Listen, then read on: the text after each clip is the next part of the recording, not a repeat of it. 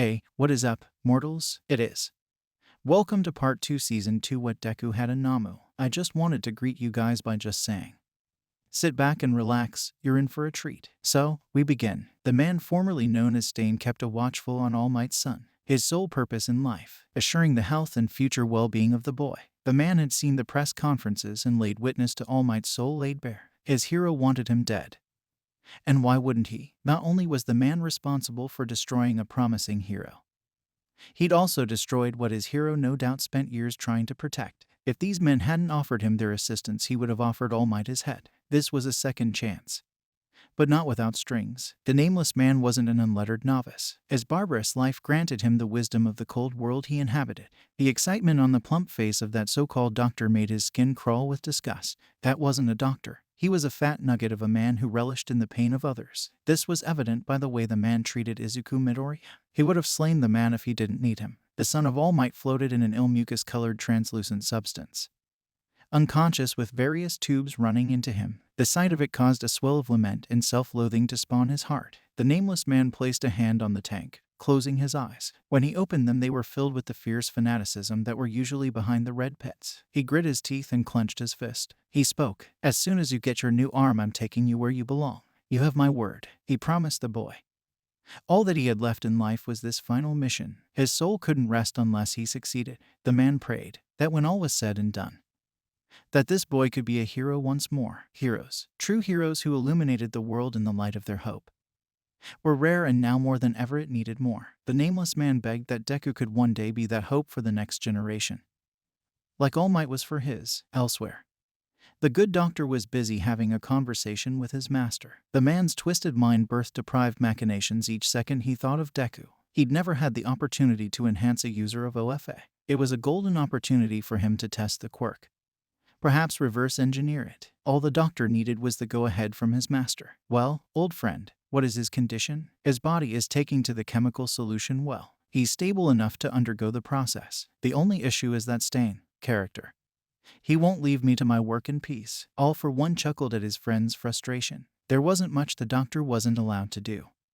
The sky had been the limit when it came to working for FO. It was only when taking a manner personally that the doctor was denied by his master. "I feel a bout of nostalgia coming over me.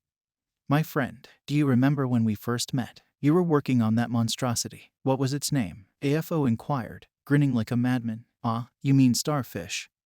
Our first collaboration. A shame it turned out so sloppy." "You're too hard on yourself, doctor. From where I sit, it was quite the success. I've picked out 2 quirks for All Might's former apprentice.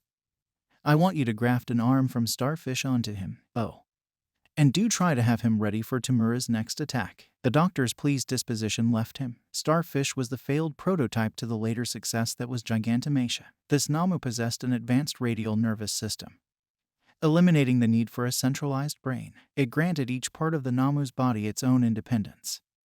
Unfortunately for the doctor, this was also its weakness.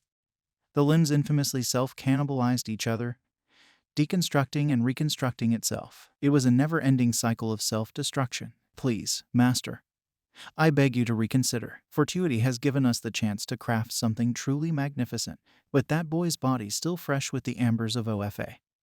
The Namu I could craft might succeed even my greatest achievements. Why must we waste that potential to achieve a meaningless victory?" Calmly, AFO brought his hands together. "Many others had died for much less, because I've learned that when given the opportunity, it's preferable to remove the arm instead of simply twisting it. An ironic saying, I suppose, but my point still stands. A new successor has been chosen. What better way to discourage them than by showing them what they're in for? If you sedate the arm, the boy should last long enough to kill a few of his friends before being consumed. The resulting cacophony should be enough for most to pull their children out of UA. After all, if it can happen to All Might's son, it could happen to anyone." AFO as well as the doctor knew that the boy wasn't Toshinori's child. But it didn't matter. What did matter was what the public thought. If they thought the poor boy was All Might's offspring, why dispel that convenient veil of ignorance? The doctor saw the logic in his master's plan. Once attached, Starfish would immediately connect to the child's central nervous system. From there, it would drive the child to go on a rampage, killing anyone he came into contact with. While it was certainly an entertaining thought to maintain, it still felt wasteful from the doctor's perspective. Nevertheless, he would do as told, even if it meant losing such a promising subject. Meanwhile, A heavy cloud hung over the heads of Class 1A. Their world was shaken by the mutilation and abduction of one of their own. Nearly 2 weeks had passed since their friend and classmate was taken. The typically jovial vigor the class usually radiated was replaced by a wistful sense of loss. When they learned that Izuku was taken, there was anger, tears, and grief, as none of them could imagine anything pleasant to come of this. At this very moment he could be screaming out for them, and there was nothing they could do about it. No one said it aloud, but they all blamed the happenstance on a combination of Deku's hero complex and Ida's stupidity. This caused a rift to form between the class and Ida. Uraraka, unintentionally, began to ignore Ida's presence. Bakugo glared constantly at him, while others like Momo interacted with him passively. Tenya didn't complain. The head of Blue felt it was deserved. It was only rational. He chose to seek revenge, and the price paid was his friend and the new scar that marked him as a failure. It itched whenever he thought of his best friend, which for Ida was constantly. Tenya, along with many others, were surprised that he was allowed to remain in the hero course. His saving grace was All Might himself. When the young man asked the symbol of peace why, all he got was "he believes in you" from the older man. Afterwards, All Might avoided all interactions with Ida as well. The young man felt alone, but in his loneliness found perseverance. Midoriya had always been the type to take naturally to heroism. Without asking or hesitation, his friend always put his life on the line for others. So if Izuku's time as a hero was over, the responsibility to save all the lives his friend would have in his career were his responsibility. The speedster swore from this moment forward to do the hero work. His friend would. No distractions, no excuses or exceptions. Ida's mind and body would stand as the personification of his brothers and Izuku's heroic hearts. The classes of 1A and 1B were taken to a training camp to help improve their skills and sharpen their wit. So far, none of the classes were as driven as Class 1A. Each had their own reasons, but at the core of it they were being pushed by the loss of their classmate and the fear of being next. The students surprised their mentors with their resolve and single-minded focus. Unbeknownst to the teachers, some were training for a purpose. Members of Class 1A were planning a rescue mission. Amongst the group, Kirishima, Momo, Todoroki, Bakugo, and Uraraka were having secret meetings. They didn't know where Deku was, but when they had enough information, they'd act with or without the heroes. Midsection. Before we get back into the story, I would like to say that we've got a second channel called Anime Deep Dive. Anime Deep Dive goes over the hard facts of the anime presented. Now, in case you guys didn't know, we have a third channel called We The Celestial Naruto What If. We The Celestial Naruto What If mainly focuses on our Naruto What If series. If you are interested in content like this, please go check the description below or click the eye icon in the top right corner. Now, with that out of the way, let's get back into the story. In his lab, the doctor pouted in dissatisfaction.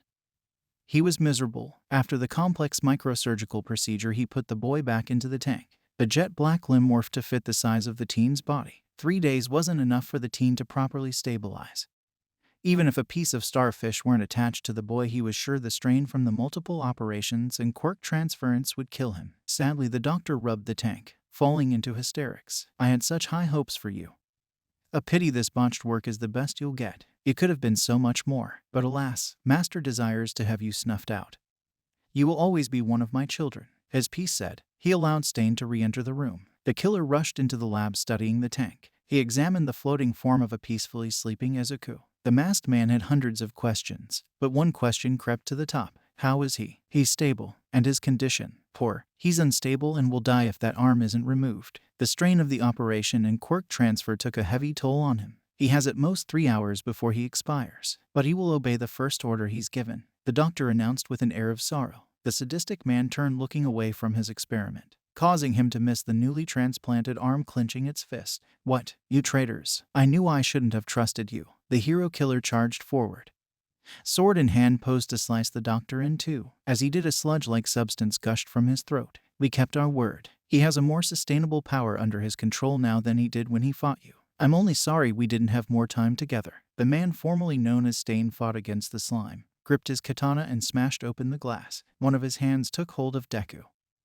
and the two were sent away to an unknown location as the scientists raved and panicked. The man staggered for a moment before finding his footing. He, along with Midoriya, were on a cliffside overlooking a burning forest. The teen was still unconscious but slowly coming to. He frantically put Deku on his back, just in time to save the boy from being impaled. "Well, look who finally showed up. About time. I was just starting to get bored." A muscular figure carrying a teenager in one hand and a small child in the other. He threw the teenager to the ground in a brutal display of power. The youth had red hair, sharp teeth, and spiky hair. The young hero barely clung to consciousness. What kind of hero has such a lame quirk? Harding, PFFT. That's so lame. Made a good punching bag though. Let me take care of this, then we can start. Besides the cocky villain, another dressed as a gimp hovered mid-air, kept suspended by his teeth, elongated teeth, one of which had nearly killed Midoriya. Outnumbered and encumbered from carrying a teenager, the once hero killer readied his blade. Bolting forward, he weaved through the toothy blades of the gimp and slashed the thigh of the blonde villain. Drawing blood, he licked his blade, paralyzing the villain. Taking a note from Deku's book, he leapt forward, catching the young child before he could hit the ground. If they sent you to kill me, your boss is a bigger fool than I thought. You're nothing but dead men. Stain declared, more than happy to indulge in the madness of combat. Thank you all for watching the video to the end.